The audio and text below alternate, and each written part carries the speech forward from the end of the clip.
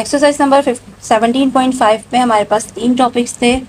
पहला topic order pair and Cartesian product था, जो हम अच्छे से समझ चुके हैं। सेकंड टॉपिक हमारा बाइनरी रिलेशन था, जो और भी अच्छे से हमें समझ में आ गया है। अब इस एक्सरसाइज का लास्ट टॉपिक है functions. Third topic functions last topic है, जो मोस्ट इम्पॉर्टेंट टॉपिक है और मैट्रिक क्लास के बच्चों के लिए एक नया टॉपिक है। सो इसे अच्छे से समझते हैं। फंक्शंस क्या कहलाते हैं? फंक्शंस कहलाते हैं a function is a binary relation.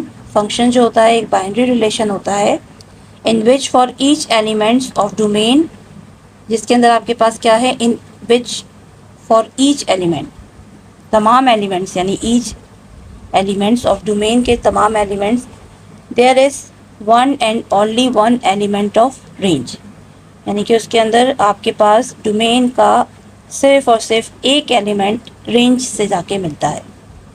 ठीक है, वो फंक्शन कहलाता है। डिनोटेड बाय स्मॉल एफ, और ये दो आपके पास डॉट के साइन होंगे जो रेशो की तरह गिवन होते हैं। ए एरो बी, ये फंक्शन की रिप्रेजेंटेशन होती है। ठीक है, स्मॉल एफ से रिप्रेजेंट किया जाता है, ए एरो बी से लिखा जाता है। सो आपको ये सिर्फ ये छोटा सा एक चार्ट बना हुआ है, इसे अगर आप समझ लेते हैं तो फंक्शन में आपको कोई प्रॉब्लम नहीं होगी। Every function equals to relation, यानी कि तमाम फंक्शन क्या होते हैं, रिलेशन होते हैं। But not all relation equals to function, but तमाम रिलेशन जो हैं वो फंक्शन नहीं कहलाते। तमाम फंक्शन रिलेशन होते हैं लेकिन तमाम रिलेशन फंक्शन नहीं कहलाते। ठीक है, देखिए यहाँ पे आपके पास बनता है सेट। एक सेट लिया जाता है, सेट से हम बनाते हैं Cartesian product A cross B. ठीक है, फिर कार्टेशियन प्रोडक्ट्स के अंदर आपके पास होते हैं रिलेशन, जो ऑर्डर पेयर की मदद से मिलते हैं, वो रिलेशंस बनते हैं। ठीक है, सो रिलेशंस जो होते हैं वो बना लेते हैं फंक्शन, वो बन जाता है फंक्शन। ठीक है, एग्जाम्पल विद डायग्राम। एग्जाम्पल समझते हैं अब। ए सेट ए आपके पास गिवन है 1 2 3 4 5 एंड सेट बी आपके पास गिवन है A B C D E F. ठीक है, ए सेट में 5 एलिमेंट्स हैं और बी सेट में 6 एलिमेंट्स हैं। सो जब भी आप फंक्शंस बनाते हो, फंक्शन की डायग्राम बनती है, फंक्शन को इस तरीके से भी लिखा जाता है।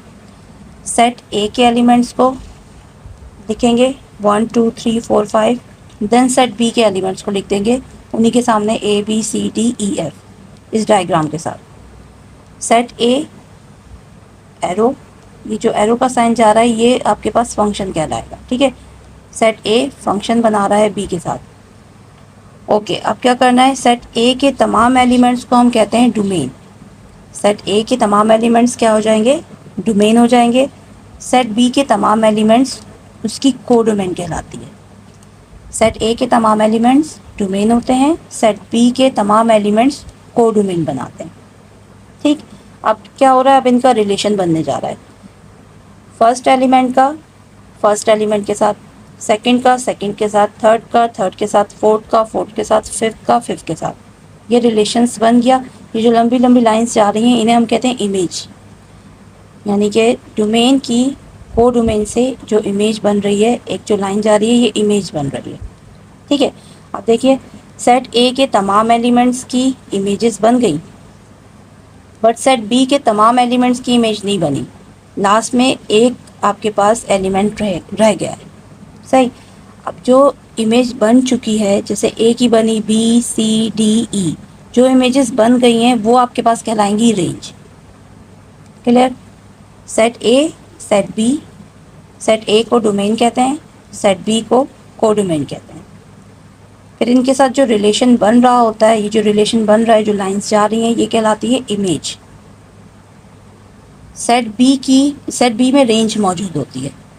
जो इमेजेस बन चुकी हैं वो रेंज कहलाएंगी, जो बच जाएगा उसे हम निगलेक्ट कर देंगे, वो उसे हम कुछ नहीं कहेंगे। ठीक है, सो ये आपके पास फंक्शन इस तरीके से लिखा जाता है। Which one is a function और नॉट। फंक्शन की पहचान सीखनी है अब हमने कि फंक्शन क्या है और क्या नहीं। फंक्शन आपके पास सिंपल अगर समझें तो डोमेन के तमाम एलिमेंट्स जो हैं वो को डोमेन से वन टाइम इमेज बना सकते हैं। मतलब डोमेन का अगर एक एलिमेंट है तो वो एक एलिमेंट को डोमेन के दो एलिमेंट्स के साथ कनेक्ट नहीं होना चाहिए। अब यहाँ देखिए 1 2 3 4 ABCDE, एक एलिमेंट की कितनी इमेजेस हैं? दो इमेजेस हैं। डोमेन की दो इमेजेस अगर होती हैं तो ये आपके पास फंक्शन नहीं कहलाता। ठीक है, तमाम एलिमेंट्स की एक इंडिविजुअल इमेज होनी चाहिए। हाँ, कोडोमेन की इन्वर्स हो सकता है, कोडोमेन की डबल इमेज बन सकती है, बट डोमेन की डबल इमेज नहीं होनी चाहिए। अगर जहाँ कहीं भी डबल इमेज आ रही होगी तो वो फंक्शन नहीं कहलाएगा। अब यहाँ एलिमेंट 1 ए के साथ भी कनेक्ट हो रहा है और बी के साथ भी, सो ये दो इमेजेस बना रहा है। अगर ये दो इमेजेस बना रहा है तो ये फंक्शन नहीं होगा। ठीक है, सेकेंड डायग्राम देखिए। सेट ए 1 2 3 4 डोमेन कहलाएगी, सेट बी ABCDE कोडोमेन हो जाएगी। सो 1 जो है वो कनेक्ट हो रहा है ए के साथ, फिर 2 कनेक्ट हो रहा है बी के साथ, फिर 3 कनेक्ट हो रहा है बी के साथ, फिर 4 कनेक्ट हो रहा है ई के साथ।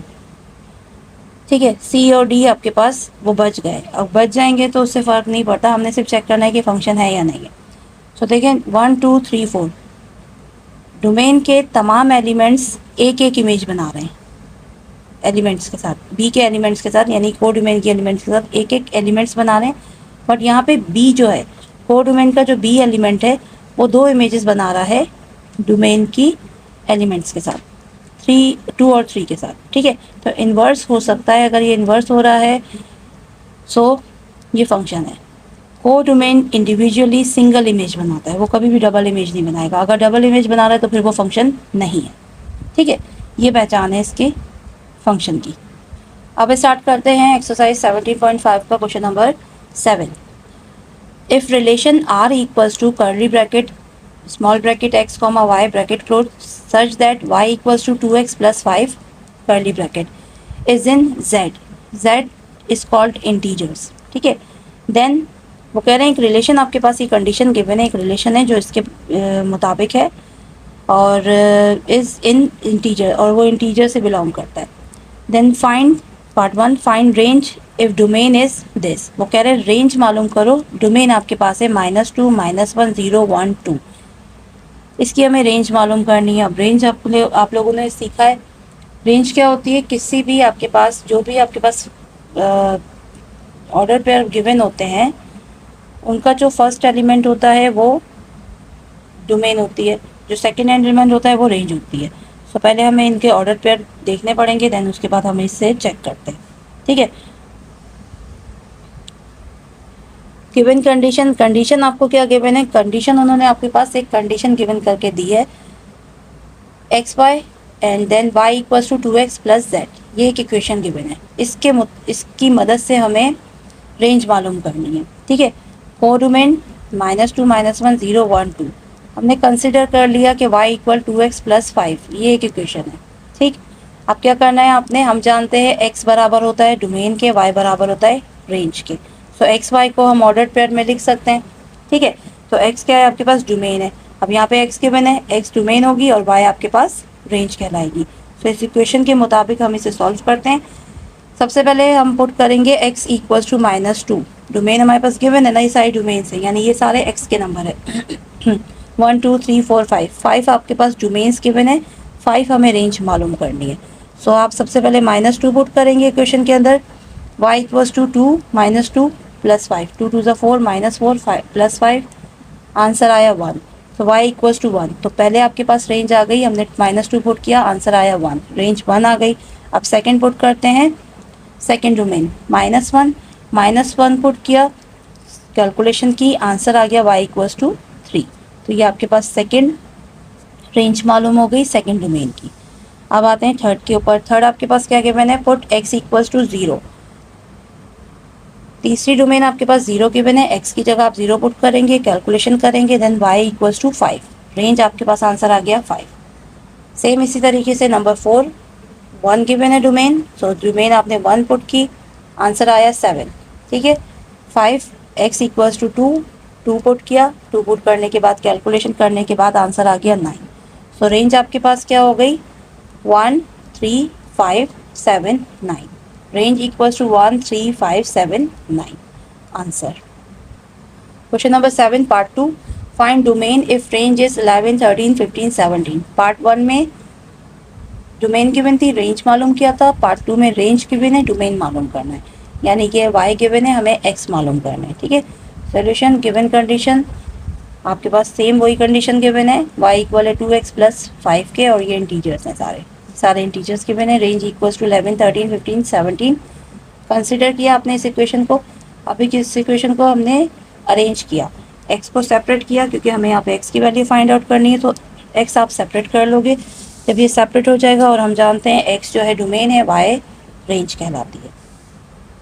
सेम इसी तरीके से इक्वेशन में आप सबसे पहले 11 पुट करोगे, देन x आ जाएगा 3, सेकेंड पे 13 पुट किया, x 4, थर्ड पे 15 पुट किया, x 5, फोर्थ पे आपने 17 पुट किया, आंसर आया 6। सो डोमेन्स आर 3, 4, 5, 6। इसे हमेशा सीक्वेंस में लिखेंगे, अगर आगे पीछे आ रही हैं तो आप उसे सीक्वेंस बना लीजिए। ठीक है, question number 8, if x y represent elements of W. W क्या है, यहाँ पे होल नंबर को रिप्रेजेंट कर रहा है। वो कह रहे हैं एक्स वाई के एलिमेंट्स जो हैं वो रिप्रेजेंट कर रहे हैं होल नंबर से। Find domain and range of the following relations. हमें डोमेन मालूम करनी है और रेंज मालूम करनी है, जो रिलेशन हमें गिवन किए हैं उसके मुताबिक। ठीक है, सो पार्ट 1 आपके पास गिवन है x y such that x 3x plus y equals to 11। So first condition में इक्वेशन ये गिवन है। सो गिवन कंडीशन के मुताबिक ये है। देन एक्स वाई बिलोंग कर रहे हैं डब्ल्यू से। डब्ल्यू आपके पास क्या होते हैं, होल नंबर, 0 से स्टार्ट होते हैं, 1 2 3 and so on. So find the range and domain. Range और डोमेन मालूम करनी है, तो साथ साथ ही मालूम करते हैं। रेंज एक में आप रेंज पुट वर्क करोगे तो डोमेन आ जाएगी।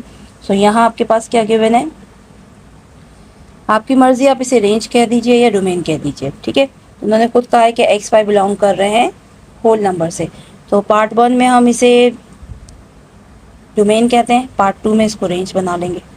ठीक, देखिए यहाँ पे क्या हो जाएगा, अगर ये डोमेन है तो इक्वेशन हमने कंसीडर कर ली 3x plus y equals to 11। X की जगह आपने 0 पुट किया, आंसर 11 आया। फिर एक्स की जगह आपने 1 पुट किया, आंसर आपका 8 आ जाएगा। ठीक है, कैलकुलेशन आप अपने तरीके से कीजिए जो आपको आसान लगे। देन एक्स की जगह 2 पुट किया, आंसर 5 आ जाएगा। इसके बाद एक्स की जगह आप पुट करोगे 3, आंसर आ जाएगा 2। बस स्टार्टिंग के सिर्फ हमने 3 नंबर्स लेने हैं। अब चौथे नंबर हमने रख के देखा, देखने के बाद आपका आंसर जो है वो नेगेटिव में आ रहा है, और हम जानते हैं कि होल नंबर जो होते हैं वो सिर्फ वो पॉजिटिव होते हैं, नेगेटिव नहीं होते। सो होल नंबर आपके पास क्या गिवन है, पॉजिटिव गिवन थे। सो 0 1 2 3 सिर्फ हम पॉजिटिव नंबर ही को लेके चलेंगे, आगे हम कंटिन्यू नहीं करेंगे। ठीक है, स्टार्टिंग के सिर्फ 4 नंबर से हमने आंसर निकाला। सो डोमेन आपके पास आ गई 0 1 2 3 4, ये डोमेन हमें गिवन थी। इसकी मदद से जो हमने रेंज मालूम की वो है 11 8 5 2। ठीक, अब इसे हमने तरतीब से लिखना है। तो सबसे पहले 2 आ जाएगा, फिर 5 आएगा, फिर 8, देन 11। ये हो जाएगा आपका आंसर। पार्ट नंबर 2 कंडीशन आपके पास ये गिवन है, given condition x minus y equals to 6। Then x y belongs to डब्ल्यू। 0 से लेके 1 2 3 4 नहीं हम लिखेंगे। ठीक है, 4 तक लेके जा भी सकते हैं, नहीं भी जा सकते, कंडीशन पे डिपेंड करता है। अगर नेगेटिव आंसर आएगा तो फिर हम उसे निगलेक्ट कर देंगे। तो फाइंड रेंज एंड डोमेन। अब रेंज और डोमेन साथ में मालूम करना है। फर्स्ट पार्ट में हमने जो होल नंबर गिवन थे उन्हें डोमेन का नाम दिया था, सेकंड पे हम उन्हें रेंज का नाम दे देते हैं। मर्जी आपकी, अब दोनों में इंटरचेंज कर सकते हो। सो कंसिडर किया इक्वेशन को। इक्वेशन आपके पास क्या है, हम यहाँ पे पुट कर रहे हैं y को। ये सारे नंबर्स y को हमने कंसिडर किए हैं। सो y इक्वल्स टू 0, 0 पुट किया, x आया 6। फिर y हमने 1 पुट किया, आंसर आया 7। y हमने 2 पुट किया, आंसर आया 8। y फिर आपने 3 पुट किया, आंसर आया 9। Then y equals to 4, answer क्या आया आपका 10। सो 10 तक अब बस 1 2 3 4 5 4 हो गया, 4 तक ही लीजिएगा, 5 को नेगलेक्ट कर देंगे। ठीक है, डोमेन क्या थी आपके पास, सबसे पहले रेंज लिख लेते हैं। रेंज 0 1 2 3 4, 4 नंबर हमने लिए, 1 0 1 2 3 4। उनका जो आंसर आया वो आया 6 7 8 9 10। ये ऑलरेडी सीक्वेंस में है तो आप सीक्वेंस में ही लिख लीजिए। ठीक है, होल नंबर उन्होंने सिलेक्टिव नहीं दिए थे, बस होल नंबर कहा था, तो आप होल नंबर अपनी मर्जी से, अगर और पॉजिटिव आ रहे हैं तो आंसर निकाल सकते हैं। Question number 9, if function A B is a function given by f equals to this. आपको एक function A B function given किया गया है जो 1 5 2 6 3 7 4 8 के बराबर है, where a equals to 1 2 3 4 and b equals to natural number. Then write its domain, codomain and range. Also write the values of f of 2 and f of 4. So सवाल आपके पास ये गिवन है, फंक्शन उन्होंने कहा है कि गिवन फंक्शन, ये function आपके पास गिवन है, फंक्शन ये गिवन है हमारे पास। हम जानते हैं फर्स्ट एलिमेंट डोमेन होती है, सेकंड एलिमेंट रेंज कहलाती है फंक्शन में, ठीक है। ऑर्डर पेयर में ये तरतीब होती है। सो ए आपके पास जो गिवन है, A equals to 1 2 3 4 and B equals to natural number. अब नेचुरल नंबर हमारे पास क्या होते हैं, 1 से स्टार्ट होते हैं, 1 2 3 4 एंड सो ऑन, ठीक है। ये नेचुरल नंबर उन्होंने हमें गिवन करके दिए। अब ये पूछ रहे हैं find the value of F of 2 and F of 4, और डोमेन भी मालूम करनी है हमें, रेंज भी मालूम करनी है। सो डोमेन तो आपके पास क्लियरली शो हो रहा है। डोमेन क्या होती है, जो सेट ए के एलिमेंट होते हैं, ए और बी सेट की बात की गई है। तो डोमेन ए जो है आपके पास 1 2 3 4 उन्होंने हमें सवाल में ही गिवन करके दिया था। सो ये डोमेन हो गई। अब कोडोमेन क्या है, कोडोमेन उन्होंने कहा था B equals to natural number, B is equals to natural number. तो कोडोमेन आपके पास क्या आ जाएगी, natural number 1 2 3 4 and so on, ये आ गई कोडोमेन। अब उन्होंने क्या कहा है इसकी, हमें मालूम करनी है एफ ऑफ 2 मालूम करना है और एफ ऑफ 4 मालूम करना है, ठीक। तो एफ ऑफ 2 और एफ ऑफ 4 एंड रेंज भी बोले था हमने, यहाँ रेंज नहीं निकाली, अभी रेंज भी निकाल के हम मालूम करते हैं। देखिए एफ ऑफ 2 की क्या मीनिंग होते हैं, एफ और तो फंक्शन हो गया, इसके साथ जो ब्रैकेट में 2 लिखा हुआ है it means second order of range. Range जो है उसका सेकेंड ऑर्डर, आपके पास फंक्शन गिवन है, फंक्शन में जो सेकेंड ऑर्डर है ना वो आपके पास रेंज कहलाएगी।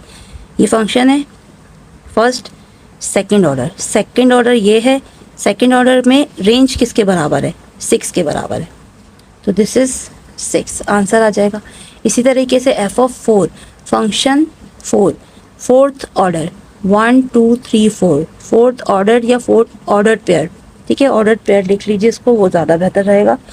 ऑर्डर पेयर, अब इसकी रेंज जो होगी वो हमारा आंसर होगा। फोर्थ ऑर्डर पेयर की रेंज 8 है, ये आंसर आ गया। अब ये रेंज की बात कर रहे थे और रेंज हमने यहाँ लिखी नहीं है। सो रेंज आपके पास किसके बराबर हो जाएगी,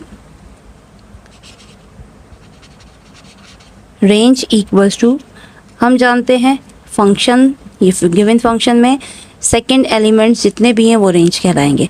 सो रेंज हो जाएगी 5 6 7 एंड 8, ये हो जाएगी रेंज, ये होगा आपका आंसर।